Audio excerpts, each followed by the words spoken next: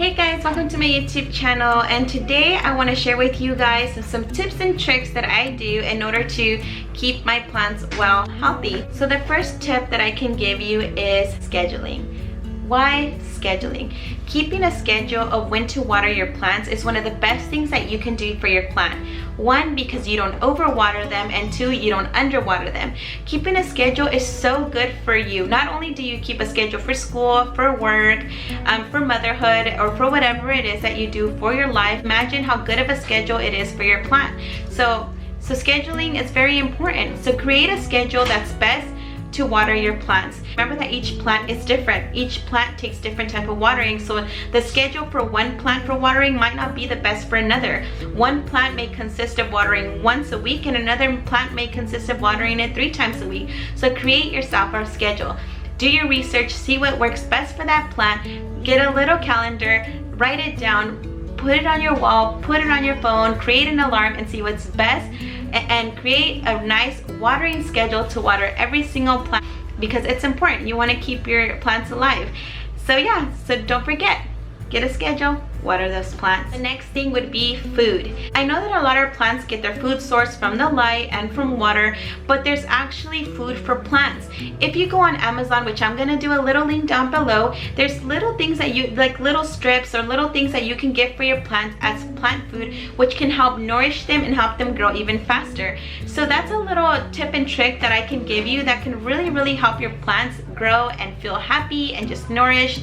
So remember, plant food is not a must, but it's just a really good suggestion. The next thing I want to talk about is placement. And what do I mean by placement? Now, wherever you put your plant at, it really makes a really big difference. If you notice that your plant is really sad and droopy where you placed her, try to place her somewhere else. Try to place her near a window, try to place her closer to the shade. See what's best for your plant, where she's happier and where she thrives, because just remember, placement is everything. Where you place your plant is really gonna tell you where she's happier and where she's gonna thrive and where she's gonna grow. So placement is the key. So make sure you do your research and see what type of plant you have and where she likes to be placed, near a window, near the shade, partial shade. So check it out and see how happier she's gonna be with wonderful placement. Now I'm gonna call this grandma's advice. Why? Because my grandma used to talk to her plants all the time, used to sing to her plants all the time. So I do that. I sing to my plants, I talk to my plants, I name my plants, and I notice that the more I talk to them, or if I place them in a room that's full of laughter, a lot of loudness, where there's more people around, those plants thrive the most. I don't know what it is. It might just be superstition, but I noticed a big difference in my plants when I place them in a place where I've talked to them more, or where I'm in more, whatever room that there's a lot of more people, I noticed a really big difference in those plants. So grandma's advice, talk to your plants, name your plants, sing to your plants, and you're gonna see how much they're gonna grow. Okay, so this next one is bugs. Make sure you're constantly looking at your plants and making sure that there is no bugs on the leaves, no bugs in soil, because bugs are super dangerous for your plants. They can kill your plants instantly. Make sure you're constantly checking for bugs.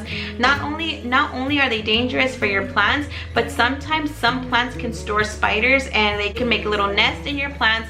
They can, then guess what? The nest hatches, the babies grow, and now you got spiders in your home.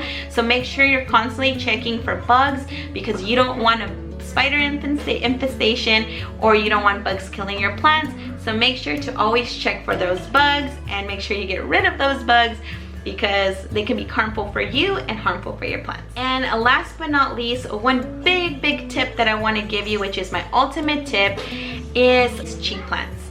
A lot of times you can find plants in Home Depot, you can find plants at Lowe's, but I find, or even nursery gardens, but I find those plants to be very expensive. So there's 2 main places that I buy my plants at, which are very they're not costly, and I really love it, and that is Walmart. Because a Walmart has a lot of plants on clearance. So many times you can find really nice plants on clearance. The place that I get my plants at is the swamp meet. Yes, I said it, the swamp meet. So when you go to the swamp meet, a lot of times people want to sell their plants because they're either dying or they think that they're no good, so they just want to get rid of them and they sell them at a really low cost, and all you have to do is take home, rehabilitate them, take care of them, and they'll grow really big and strong. But they don't know that, so they just want to get rid of them like quickly as possible. So sometimes you'll find really good plants for like $2, $5, $8, $10, $15, like for plants that usually cost $30, $40, even $50 at a nursery garden. You can find them super cheap at the swap meet, and all you have to do is give them a little love and rehabilitate them, and you'll see that they're gonna grow, and they're gonna grow to be big and strong, and you could even propagate them, and it's worth it. So I get my plants at 2 main stores, Walmart and the swap meet, and you cannot go wrong with buying plants for a really low cost. So yeah, I hope you like these tips and tricks. I hope that you enjoy them. Like I said, if you like this content, don't forget to subscribe. Don't forget to give me a thumbs up. Ring the bell to get notified every time I post new content. And don't forget to follow me on Instagram at Stephanielyssetteyang, where you can see stories of me and my family. And yeah, comment down below what's your favorite plant, what was your favorite tip, and what you will be using on your journey to plant care. So yeah, hope you have a good day.